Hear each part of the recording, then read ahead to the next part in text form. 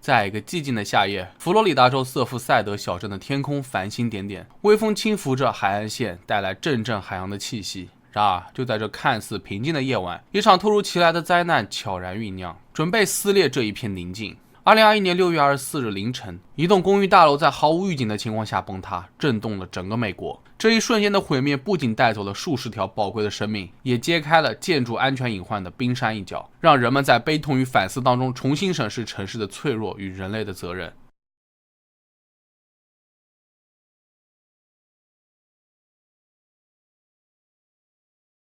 2021年6月24日凌晨1点22分，瑟夫塞德公寓大楼内的居民们正沉浸在梦乡之中。突然之间，一阵低沉的裂缝声打破了夜的宁静，随之而来的是一系列令人不安的震动。仅仅几秒钟的时间，建筑的东北角崩塌，仿佛巨兽倒地，激起尘土飞扬，碎片四散。这座宏伟的建筑瞬间变成了一片废墟，留下了一副破碎的残像。从外部来看，墙体和楼板像是多米诺骨牌一样的接连倒下。原本坚固的结构如同纸片般脆弱。据目击者回忆，大约在1点14分的时候，他就已经发现游泳池周围的水泥板开始塌陷。另外，车库天花板也出现严重渗水。在8分钟后，公寓的主楼和东侧逐渐开始坍塌，也就是短短12秒钟，大楼中北部的区域就消失在了尘土中。据了解，这幢公寓共有136套住房，其中55套在顷刻间化为废墟。居民们被突如其来的灾难惊醒，纷纷从梦中惊恐地逃离，而那些未能及时逃出去的人被埋在了无情的废墟之下。有些遇难者甚至都不知道公寓楼发生了什么，是地震，是爆炸，还是被飞机给撞了。瑞莎·罗德里格斯是幸存者之一，他住在公寓的9楼。据他回忆，自己平时睡得很熟，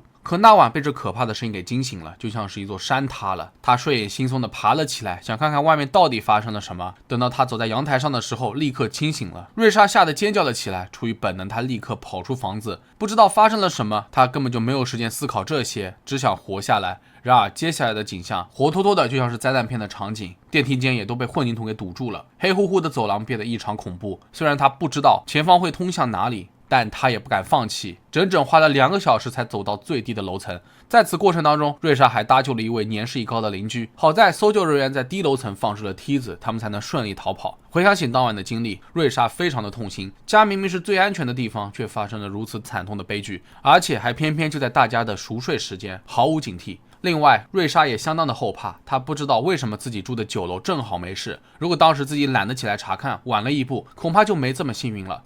在事故发生后，救援人员陆续赶到了现场，他们分成了几个小组，筛选大大小小的废墟，寻找幸存者。可悲的是，幸存者并不多。而就在这个时候，倒塌的废墟竟然开始燃起了大火，浓烟滚滚，严重打乱了救援计划，简直是难上加难。据统计，救援初期共有156人失踪。一开始，救援人员还能够循着呼叫声找去，但随着时间的流逝，他们再也听不到呼叫声，许多受害者家属的情绪也濒临崩溃。然而，更残酷的还在后头。接下来的1个礼拜，陆续有遇难者的尸体被发现。到了7月1日凌晨2点，搜救工作暂时停止，因为眼看剩下没塌的建筑物也在摇摇欲坠，如果塌了的话，现场的工作人员将非常的危险。另外，天公不作美，据天气预报显示，在未来的1周，热带风暴艾尔莎很有可能会在佛罗里达州南部登陆，到时候势必会席卷事发现场，剩下的建筑物也绝对会不堪一击，更不要说进行救援工作了。所以当局紧急宣布了这一项决定，那就是在7月4日晚上10点半，对公寓剩余的建筑进行爆破拆除。为了避免意外发生，任何人都不能折返公寓拿东西。其实这对幸存者来说无疑是2次伤害，一方面他们可能还沉浸在失去亲人的痛苦之中，一旦宣布爆破，大家都心知肚明，这很大程度上意味着失踪者都已经没有了生的希望了。另一方面，由于事发突然，在逃跑的时候，所有人都没有时间拿东西。一旦爆破，幸存者们的个人物品，不管多么的珍贵，都将毁于一旦。更痛苦的是，他们无法留下任何能够纪念遇难者的东西，哪怕只是一张照片。可现实总是如此残酷，在爆破前，救援人员又对所有的房屋进行了彻底清查。到了深夜，当局按照计划进行了爆破，刹那间，这整栋公寓轰然倒塌。虽然当局强调在爆破结束后，救援队会重返废墟继续进行搜查，但说白了，这只不过是安慰遇难者家属的情绪罢了。距离事发已经过去了10多天，被埋在瓦砾当中这么久，真的还会有生还的可能吗？最后，据统计，这场事故总共造成了98人死亡，11人受伤。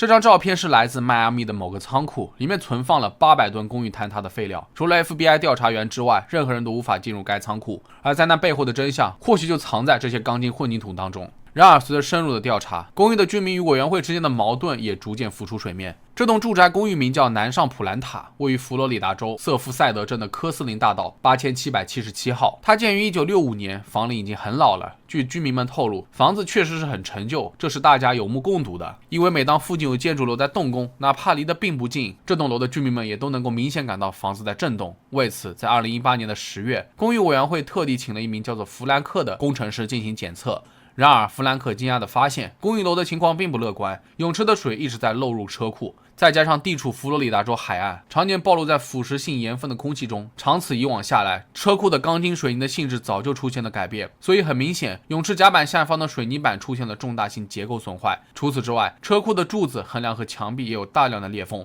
虽然弗兰克没有直截了当地说公寓有坍塌的危险，但他在检测报告当中明确指出，维修工作必须要尽快落实，才能够保证建筑楼的完整性。看来这栋公寓确实有大问题，但只可惜维修项目不是说干就能干的。根据检测报告，弗兰克制定出一项耗资数百万美元的维修项目，这可让公寓委员会犯了难，这可不是一笔小数目，他们要如何说服业主呢？同时，公寓委员会也在11月13日将检测报告转发给镇上建筑部门的办公室，上报了这一情况。然而，并没有得到任何回信。另一边，居民们得到消息，如果维修项目的费用分摊下来，最少的家庭也至少要准备8万美元，面积大一点的可能要支付20万美元。最重要的是，检测报告虽然指出了一些问题，但没有提到公寓楼有坍塌的风险，居民们便更不想稀里糊涂地交一大笔钱，因此他们都怀疑工程师不够专业，不能只听他的一面之词。到后来，事情的发展越来越失控，居民们甚至开始讨论工程师和公寓委员会之间是否在暗中勾结。其实弗兰克早就在报告当中指出，泳池甲板与车库入口之间的防水层没有做好，导致水泥的劣化程度严重，久而久之，下面的水泥结构板遭到了破坏。这个防水层如果不重修，水泥破坏的情况只会越来越糟糕。而且弗兰克明确表示，这是初始设计当中的重大失误，防水层怎么可以铺设在平坦的水泥板上呢？没有倾斜度就无法让水顺利流走，全靠蒸发，时间长了就损坏了水泥板。更麻烦的是，重修防水板的代价非常高，不仅要花大价钱，居民的生活也将受到巨大的干扰，操作起来并不简单。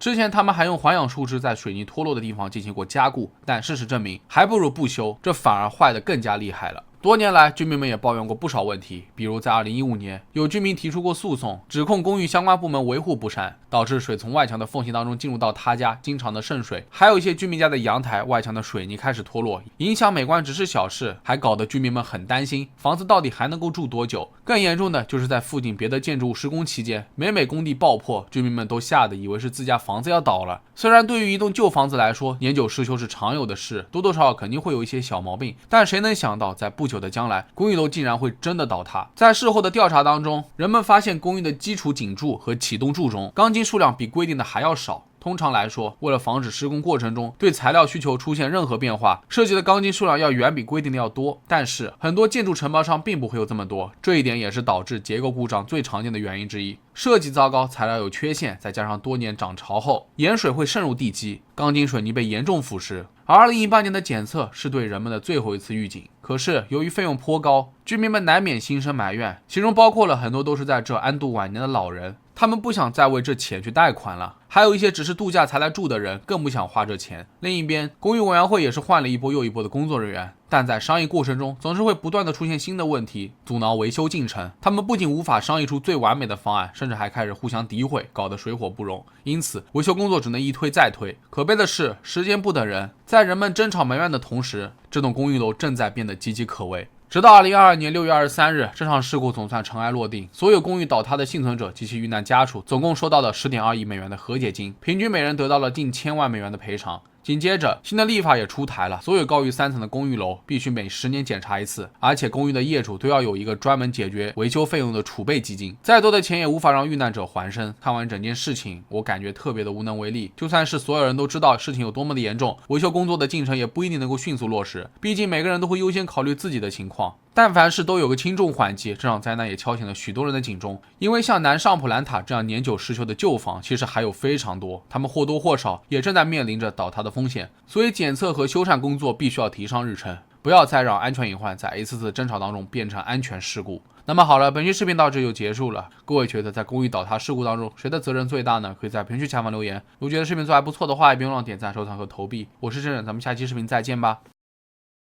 1959年1月22日，这是一个温暖的冬天。美国宾夕法尼亚州的萨斯奎纳河正在静静的流淌，表面看似很平静，但暗流却在酝酿一场恐怖的悲剧。当地的矿工们在地下深处忙碌，却没有人预料到河床的崩塌会在瞬间将宁静化为灾难。滔滔河水如同猛兽般涌入矿井，吞噬了地下的生命与希望。这不仅是一场由自然与人类贪婪交织的悲剧，更是美国煤炭工业走向衰落的标志性事件。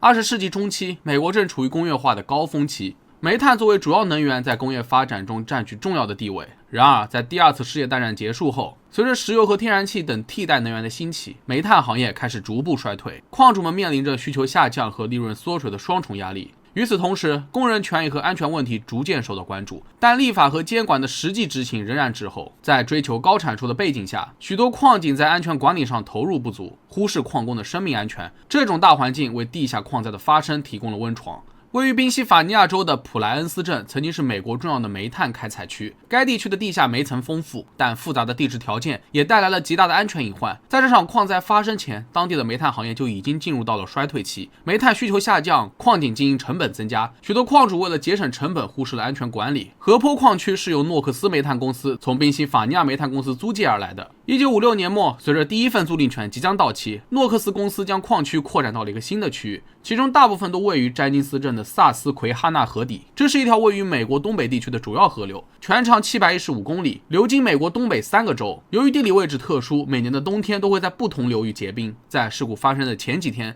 萨斯奎哈纳河的水温大幅上升，逐渐开始解冻。1959年1月22日，诺克斯公司的矿工们正在萨斯奎哈纳河下约73米的深处作业。随着矿井的开采范围逐渐接近河床，底部几乎要被挖空了，但却没有人告知他们。本身这一做法就极具风险，但是在当时，河下采矿也是很常见的。一般矿区遇到这种问题，都会先在河床上钻一个小孔来确定它的风险性。这个孔深至少需要15米的厚度，才能认为是在安全范围之内。但是今天所探索的新矿区，诺克斯公司并没有提前钻孔来确定它的危险系数。就这样，一场恐怖的浩劫即将来临。大约在上午11点20分左右，两名工人听到了砰的一声的尖锐异响，紧接着就是哗啦啦的排水声。两人见状赶紧呼叫了领班，领班还没来得及反应，只见有大量的水涌了过来，于是3个人边喊边叫。主管听见后立即下令疏散，可是一切都已经来不及了。数百万加仑的水失控般的涌入矿井，所到之处全部都被灌满。而好巧不巧的是，那几天的天气异常的温暖，前2天刚好下过雨，河水也在解冻，导致河水的流量变大。当河床崩塌后，大量的冰水混合物迅速通过裂缝涌入矿井。由于裂隙小，河水的压力大，矿工们根本无法控制局势，也使得灾难的规模迅速扩大。在紧急情况发生的初期，估计每分钟有270万加仑的水涌入地底下。在萨斯奎哈纳河上面，甚至还出现了一个超大的漩涡，肉眼可见的东西都被吸了进去。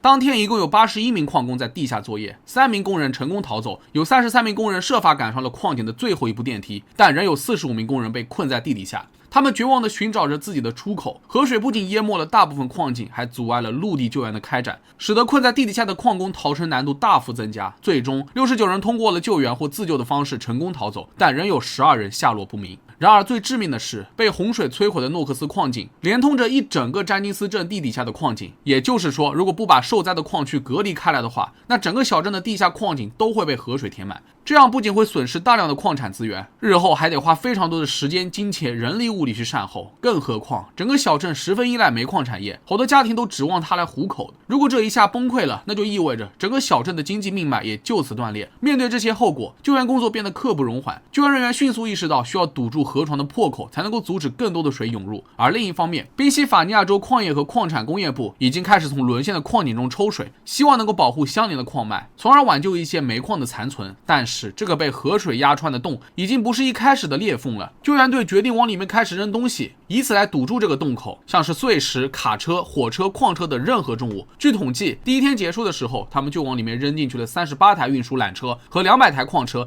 以及路边能够找到的各种电线杆、废铁、铁路枕木和大型垃圾。为了不引起恐慌，煤矿官员特意开了一场新闻发布会，说是已经控制住了水流。另外，那12个失踪者也已经脱离了危险。然而，事实真是如此吗？当天有一位幸存的矿工接受了新闻媒体的采访，他说在他逃离的时候，河水已经填满了一口135米深的矿井，这样的水位几乎不可能有人可以生还的，而且这口矿井的严重程度也间接预示了整个詹金斯镇的诺克斯矿区基本上已经沦陷。最终在经历了3天3夜轮番抢救后，这个洞终于被堵住了，估计有100亿加仑的水涌进了矿井。可能这样说大家都没有什么概念，那我简单的解释一下，一个奥运标准泳池的长度为50米，宽度为25米，水深1.8米，体积大约是2250立方米，而灌入矿井的河水可以填满16888个奥运泳池。救援人员尽可能的将矿井里面的水都抽干，但是12名失踪者的尸体却始终没能找到。他们的家属以及亲朋好友都在现场没日没夜的等待，但却一直等不到他们的下落。这样一等就是好几天。许多家属其实都知道，就算他们还活在地底下，如果没有食物、水和空气，也会因为各种原因而死在下面。但就算是这样，他们还是和附近教堂的成员一起祈祷，希望有奇迹会发生。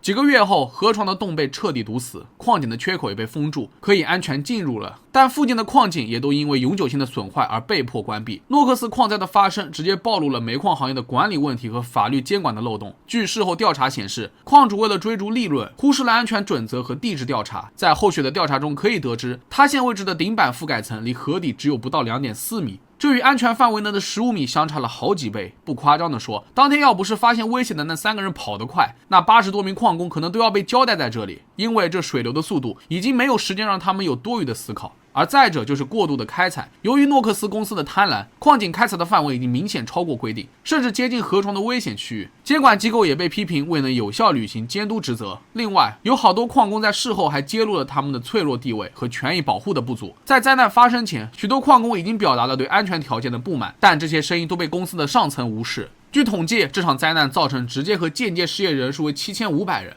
工资损失达到了3200万美元，救援的总成本估计达到了500万美元，但诺克斯公司从头到尾也没有支付任何费用，因为他突然宣布破产了。事后，诺克斯公司的2名老板以及美国矿工联合会主席被指控犯有一系列罪名，包括了违反采矿和劳动法，以及共谋和过失杀人罪。但后来在贿赂和上诉的帮助下，没有人被追究这场悲剧的责任。但是诺克斯公司的老板还是因逃税被判有罪，但他最后却只支付了最低的罚款额度，服刑较轻且被判处了缓刑。而除了以上这3个人，还有1名矿长和1名助力工头，以及宾夕法尼亚煤炭公司的2名工程师被判有罪，但在后续的审判当中都被推翻。而可悲的是，在事故当中死亡的12名遇难者矿工的家属从来没有得到任何赔偿和死亡抚恤金。这场灾难一度成为了美国煤炭工业史上的重要转折点。在灾难发生后，政府加强了对矿井安全的监管，颁布了更加严格的矿业法律。然而这场灾难也标志着宾夕法尼亚州煤炭工业的全面衰退。到了20世纪70年代，北部矿区已无地下矿开采，无烟煤。随着矿井关闭和煤炭需求减少，当地的经济格局也发生了重大变化。许多家庭失去了主要的收入来源，社区人口减少，基础设施衰退。尽管多年过去后，矿难带来的经济和社会影响逐渐减退，但这场灾难在当地的文化记忆中还是占据了重要的地位。在萨斯奎哈纳河沿岸新修的步道上建有2座纪念碑，其中一座纪念碑位于河坡入口处，而另一座纪念碑位于阴井外。因为在当时，大多数人都是从这里逃生的。在每年的1月22日，当地社区都会举办纪念活动，以悼念遇难者并提醒后人铭记教训。就算是60多年过去了，矿灾的伤痛依然留存在许多家庭和社区的记忆中。唯一值得欣慰的是，这场灾难推动了矿业改革和社会进步。通过铭记这些惨痛的历史，人们才能够更加坚定地追求一个更加公平、安全和可持续的未来。诺克斯矿灾不仅是一场自然与人为因素交织的悲剧，也是对工业社会伦理与安全监管的深刻警示，也让我们认识到了贪婪的追逐短期利益的行为很有可能会带来深远的后果。安全责任和人道始终应该是任何行业发展的基石。那么好了，本期视频到这里就结束了。各位对于诺克斯矿难有什么看法，可以在评论区下方留言。如果觉得视频做得不错的话，别忘了点赞、收藏和关注。我是郑正，咱们下期视频再见吧。各位知道吗？越是平静的海面，越有可能会暗藏汹涌。40多年前，一场帆船比赛带来的惨剧，至今让业内人士都无法忘怀。303艘帆船竞相出海，可等待他们的将是10级大风。直到最后，水手们弃船落水，75艘船倾覆，5艘失联，真正完成比赛的也仅仅只有85艘。这哪里是比赛啊？分明是把人推进海里，让一场帆船竞技成为了纯纯的大屠杀。那么这场灾难究竟是如何发生的？下面就让我们一起回到1979年的大西洋。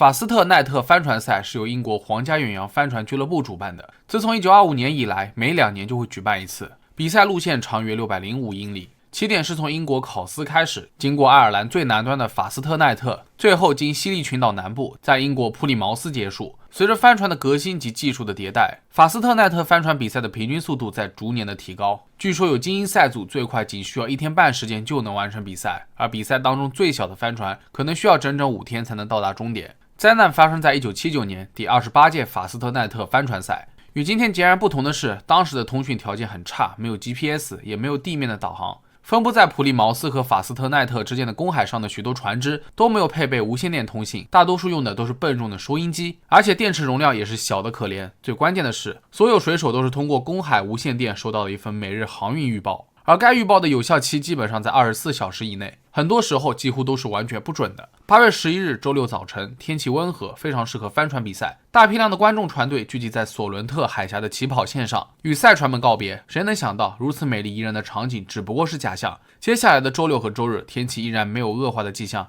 在微风弱化、能见度略低的条件下，整个船队缓慢地沿着英国南部海岸移动。实际上，周末期间，大西洋上空正在形成一个巨大的低气压，当时被称作外形低气压。2天后，时间来到了8月13日早晨，海面风平浪静。当天的航运预测是西南风4至6级，可能会有阵雨。根据魔术号船长彼得惠普回忆，这一天下午温暖潮湿，感受不到任何一丝风。冥冥之中，他感觉有些不安，但也说不出个所以然，只能给船上的所有电池都充满了电，把所有的东西都绑好，至少能够安心一些。其实这个时候，大西洋的风暴已经开始增强，并转向东北，到达爱尔兰西南约200海里处。此时，帆船们正在奔向法斯特奈特沿，发现了有一股强烈的飓风正在向他们袭来。这天下午4点，第一次大风警报响起，可是当时没有多少参赛船只在收听广播，只有极少数的水手在下午2点至4点之间意识到了风暴的严重性。而到了下午6点30分，根据航运预报显示，预计风力将超过8级。通常来说，近海船只是可以在8级大风的情况下航行的，但前提是要远离快速潮汐流区域的开放水域，而且要有足够的安全防御措施。然而接下来仅仅是几个小时的功夫，温暖晴空的天气直接切变成了另外一番景象。岩石周围的海水呼啸成为了一片漩涡，时不时的掀起10米高的巨浪，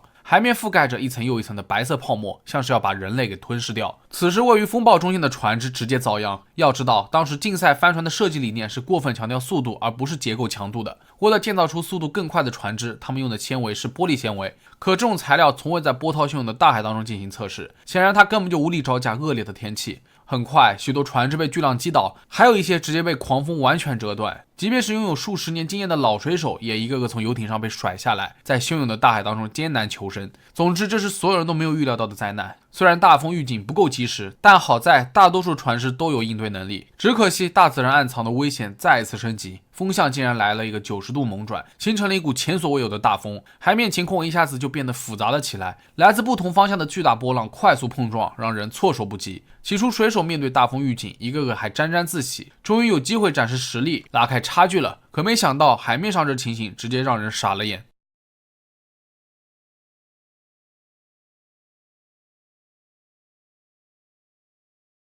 对于法斯特奈特帆船赛的所有队伍来说，这一次上天似乎在跟他们开玩笑。对于绝大多数相对较小的中型船只来说，这种情况已经足以让他们知难而退。水手们宁愿收帆，在浮动锚上漂流，或者逃离风暴，来到最近的避难港。而最关键的是，风暴在夜深人静的时候达到了全部强度，水手不顾一切地向救援站发出求救信号。不巧的是，当时很多工作人员都休假了，只有少数人在岗，所以无法提供快速有效的救援。事不宜迟，救援站赶紧通知了2架直升机，用来营救水手。过了一段时间之后，又有5、6架直升机、6艘英国海军舰队、1艘丹麦驱逐舰、1艘爱尔兰渡轮和一些拖网渔船纷纷加入救援行列。要知道，有些救援船的尺寸甚至都比不上遇险的船只，但也是不得不在波涛汹涌的海面上挣扎，一边将受损船只拖到避难港口，一边救援水手。不幸的是，这些极端条件使得任何救援行动都变得异常困难。到8月14日早上6点30分之后，风力降至9级，救援工作才有些许盼头。最后共有136人从木筏和游艇上救出，其中75人是在直升机的帮助下获救的。大海夺走了19条鲜活的生命，其中有15名是参赛选手，剩下4名为观众。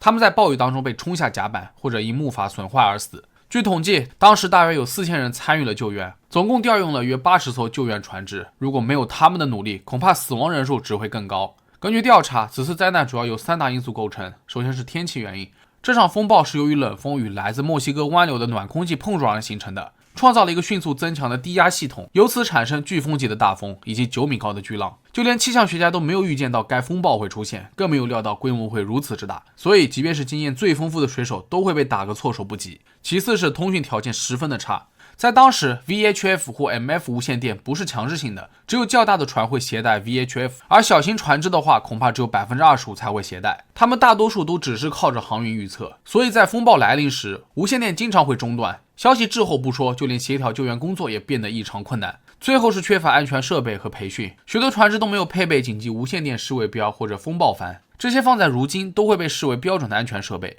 另外，水手的安全意识也十分薄弱，就算是在夜间恶劣天气的情况下，甲板上的每个人都不会主动穿上救生衣和安全带，因为这些在当时都不是强制性的要求。要知道，很多水手都没有接受过专业培训，不懂得该如何使用安全设备，更没有处理极端情况的经验，因此当风暴来临时，他们一个个都毫无准备。更何况那个时候船只离海岸已经太远，没有回头路了。其实如果同样的情况放到今天，凭借现代航海家所拥有的先进设备，这样的灾难几乎是不可能发生的。经历过法斯特奈特帆船赛的惨痛教训后，皇家游艇协会联合委托调查小组，彻底调查了小型船只、水手和设备的安全性能，从而进一步提高了有关游艇设计和安全设备的标准。如今，水手需要通过资格预审才能够参加远洋帆船赛，参赛船只必须要配备 VHF 甚高频无线电，安全带要能承受200公斤的负载。另外，从 GPS 到个人定位信标，科技的巨大进步也更好地保障了水手们的安全，防止灾难重演。直到现在，还有很多救援人员还记得当年的这场灾难。当时的参赛者更是历历在目，有人失去了并肩作战的伙伴，也有人永远无法再与亲人相见，成为了一段难以被忘记的痛苦回忆。虽然如今科技进步了不少，但在变幻莫测的大自然面前，人类终究是弱小无助的。一旦出海，并不是所有船只都能够100%安全度过风暴，所以无论海上举行什么比赛，无论天气如何，救援人员仍然是全天候待命，营救任何需要帮助的人。那么好了，本期视频到这里就结束了。各位对海洋有恐惧吗？可以在评论区下方留言。如果觉得视频做还不错的话，也别忘了点赞、收藏和关注。我是真人，咱们下期视频再见吧。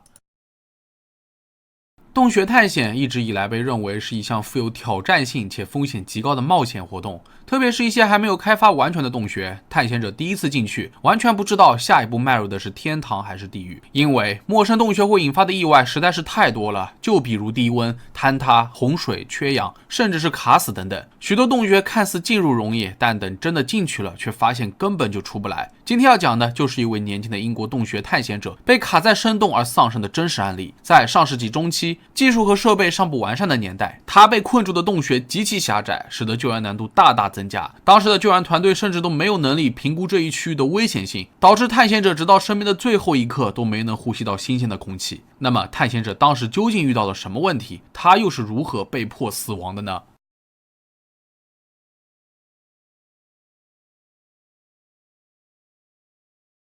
皮克尔洞穴也被称为魔鬼的屁股，它位于英格兰中部德比郡的卡斯尔顿村附近，地处皮克区国家公园范围内。这是一座天然洞穴，以其壮丽的地质结构、悠久的历史和独特的文化闻名于世，是洞穴探险者和游客们的热门打卡地。洞穴的入口位于悬崖之下，周围环绕着郁郁葱葱的自然景观，景色令人叹为观止。然而，越是美丽的地方，往往越是存在着危险。皮克尔洞穴的总长度超过658米，洞穴内的地质结构非常的复杂，它拥有庞大的地下通道系统，部分通道高大宽敞，但是有一些则非常的狭窄且曲折，甚至仅能容下单人通过。如果有探险者被困其中的话，那救援起来就会非常的有难度。而且在洞穴内有多条地下河流，在暴雨的时候还有可能上涨，形成突如其来的洪水。部分区域由松散的岩层组成，非常容易发生塌方或者滑坡，这对于探险者们构成了严重的威胁。而且最重要的一点在于，洞穴深处很有可能存在缺氧区域或是有害气体聚集的情况，这也是引起这场悲剧的关键因素之一。尼尔莫斯是一名20岁的牛津大学学生，他热爱冒险，尤其对洞穴探险情有独钟。1959年3月22日，他与7名英国洞穴协会探险者打算探索2周前刚发现的位于皮克尔洞穴内部的新洞穴。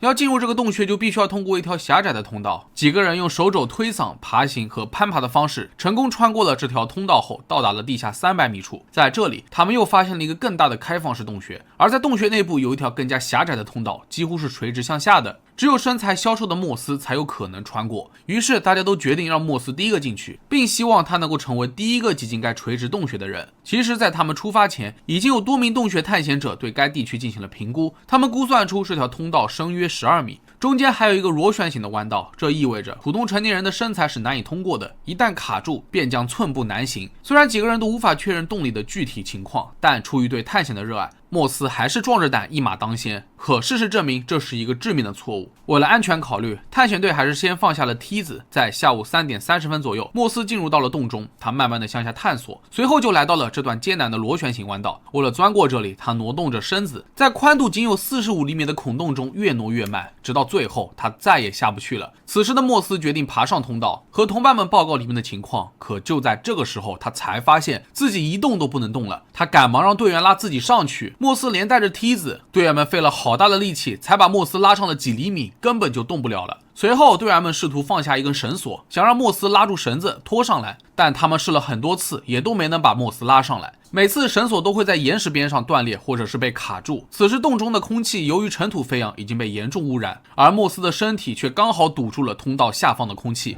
随着他急切的呼吸，通道中的二氧化碳浓度越来越高，莫斯的状态变得十分迷离，行为也逐渐不理智。而在上面的7名探险队员也遇到了同样的问题，其中的3人甚至在救援队到来之前几乎昏倒。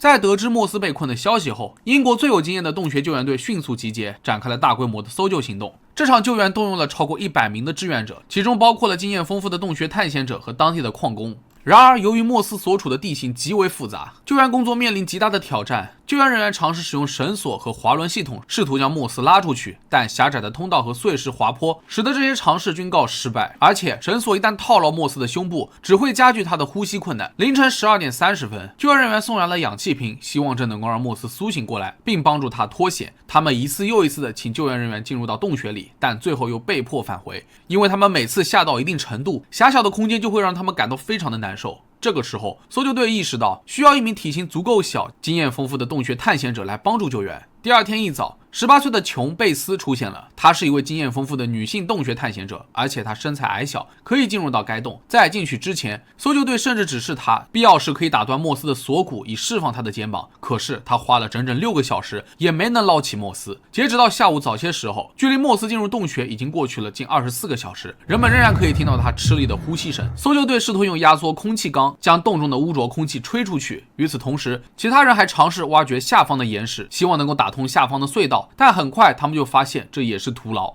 就在这时，天空开始下雨，连绵不断的雨水慢慢灌入皮克尔洞穴。为了所有人的安全，救援人员只能先行撤离。在雨势稍弱后，一名皇家空军医生回到了最后一次能够听到莫斯呼吸的洞口，但这次却再也没有了声音。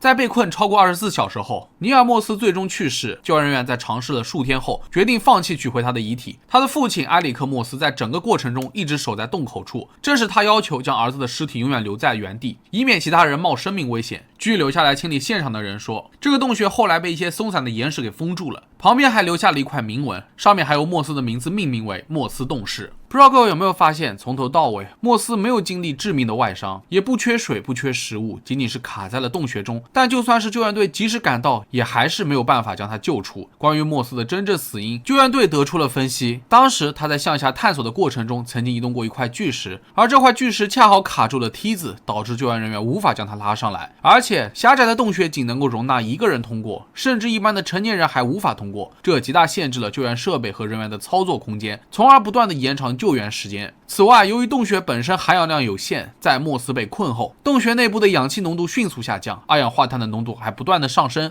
由于气体密度等问题，他的身体又刚好堵住了下方的空气流通，莫斯最终相当于被困在了一个充满二氧化碳的密闭空间里面，窒息而亡了。由于当时还缺乏便携式呼吸设备，这种恶劣的空气环境对于救援行动也造成了严重的阻碍。更何况突如其来的大雨也进一步增加了救援的难度。事后，尼尔莫斯的死亡震惊了当时的英国社会，他也成为了英国洞穴探险史上最具悲剧性的事件之一。对此，救援队还收到了许多指控和投诉，称未能救出莫斯是因为组织的不善和能力不足。但其实，在1950年代，洞穴救援技术远未达到现代水平，除了缺乏足够的机械设备和工具，很多意外都是无法预估的。就算是动用最先进的科技手段，也不能100%保证莫斯以及救援队的人身安全。毕竟，在地下几百米处，尤其是缺乏光电和氧气的地方，地质水平也并非足够的坚硬，任何举措都有可能引发更严重的意外。莫斯的悲剧不仅让人们反思了洞穴探险的危险性，也推动了救援技术和洞穴探险标准的进步。更重要的是为后人提供了宝贵的教训。那么好了，本期视频到这里就结束了。各位对于尼尔莫斯的事件有什么看法？可以在评论区下方留言。如果觉得视频做得不错的话，也不用忘了点赞、收藏和关注。我是郑整，咱们下期视频再见吧。如果有一天你和你的好基友或者好闺蜜一起去一片荒无人烟的野外探险，结果在途中出于一些原因你们迷路了，随身携带的吃的喝的都已经消耗殆尽，这里也没有任何通讯设备。随着时间一天天的过去，你们越来越饿也越来越渴，直到开始精神错乱，可能都熬不到明天了。这时候的你会怎么做呢？按照我以往视频里面的经验，你应该会把你的好朋友给杀了，然后再吃了它补充能量，这样就可以活着走出这片是非之地了。但事实上，作为好朋友，你可能不会为了生存而杀掉对方，反而更有可能为了减少痛苦，让对方先把你送走。这就是今天要讲的这个发生在20世纪末荒野探险的真实故事。可是故事的结局让所有人都没有想到，在送走好朋友之后，他却意外的获救了，而面对好朋友的尸体，他也沉默了。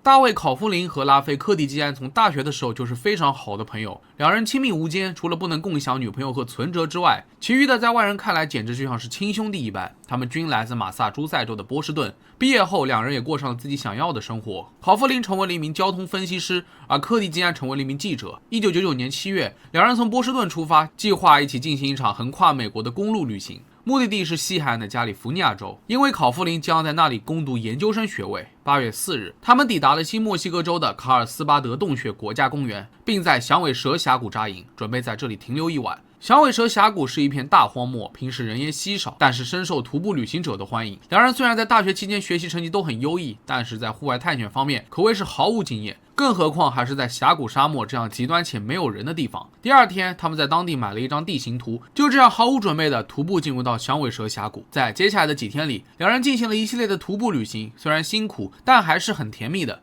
唯一不足的点就是他们所携带的水和食物似乎不是很够，两人仅仅带了约1.42升的水和0.47升的加德乐运动饮料，以及一些吃的。不过他们也没有放在心上。在峡谷的第一晚，两人就用部分的水煮了热狗食用。第二天，当他们出去徒步旅行时，仅剩的水也已经用完，但还是没能找到出去的路。尽管带着地形图，但由于缺乏阅读地图的经验，两人看了半天都没能找到正确的方向。在荒漠中徘徊了一整天之后，他们精疲力尽，士气低落，没有了食物和水，两人只好返回到营地。随着时间一分一秒的过去，两人都开始出现了脱水的现象。在极度缺水的情况下，他们采取了一系列极端的措施，就比如舔食岩石、食用野生仙人掌果实，甚至尝试饮用自己的尿液。可柯蒂竟然在第一次饮用自己的尿液后，实在接受不了，他选择放弃。而让他们都没有想到的是，这场欢快的旅行最终却成为了地狱般的折磨。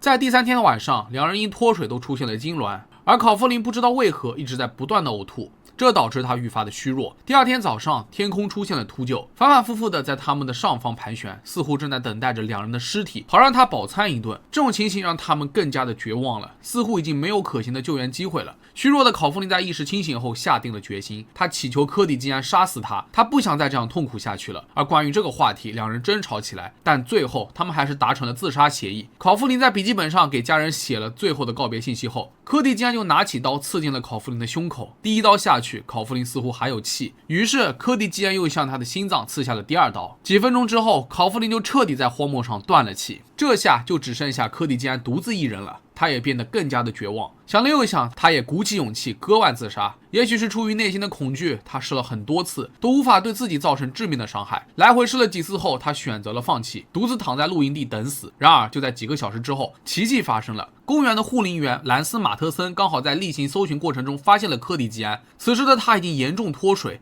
现场留下的血迹引起了护林员的注意，而此时的考夫林则被柯蒂基安埋在了一堆岩石下面。当被问起考夫林是怎么死的时候，柯蒂基安指着这堆石头说了一句：“是我杀死了他。”听到这儿，各位是什么感觉呢？反正作为护林员，他的第一反应是：我和我的基友一起来一场说走就走的旅行，结果我们在中途中迷路了，快要活不下去了。就在这个时候，我把我的朋友杀了，是他叫我杀的，然后我也想自杀，但没成功，后来就获救了。这怎么看都像是提前编排好的剧本。没错，上述的这些故事，大多数也都是根据柯蒂基安的自述以及他笔记本中记载的，而真实的情况到底如何，谁也不知道。护林员在听完这个荒唐的故事后，立刻联系了警方以及救援队。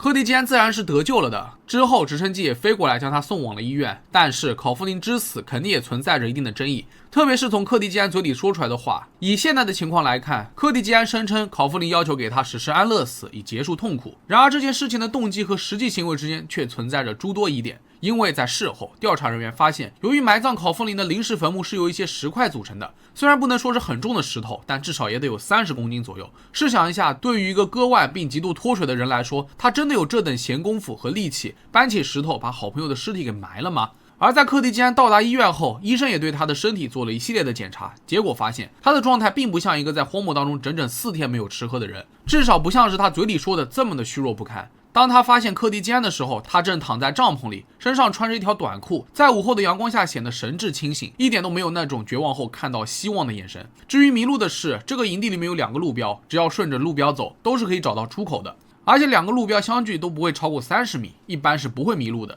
而就在这时，考夫林的验尸报告也出炉了。尸检显示，他死亡的时候确实是呈脱水状态，但尚未达到致命的程度。意思就是说，柯蒂基安很有可能是在说谎。这下整件案子变得越来越微妙了。警方立刻以谋杀罪的指控逮捕了还在医院输液的柯蒂基安。在他康复后，就被带回到了新墨西哥州的法庭上进行审判。2000年5月9日，陪审团以2级谋杀罪起诉柯蒂基安。如果成立，那在这个州，这项指控可能会判处他至少20年的有期徒刑。在法庭上，辩护律师表示，柯蒂基安和好朋友在一次偶然的露营旅行中遭受了绝望的痛苦，就在他们快要死的时候，朋友之间提出的死亡协议是出于善意的，而且柯蒂基安本身也打算自杀，但是由于身体太虚弱，无法达成自杀。更何况柯蒂基安本身也没有杀死考夫林的动机，当天要不是护林员的出现，他也没有想过活着离开。他们还批评到国家公园管理局出示的地图质量不佳，2个徒步新手无法利用这张地图找到求生之路，这才是导致他们陷入极端情况的真实原因。律师还声称，在同样的情况下，任何人都会做柯蒂基安所做的事。而对于他俩的自杀行为，医学专家解释道，从以前到现在，人类就一直在记录与高温有关的恐慌。在柯蒂基安和考夫林所遭受的条件下，这种煎熬是很容易让他们陷入极端的精神状态，做出非常不理智的决定。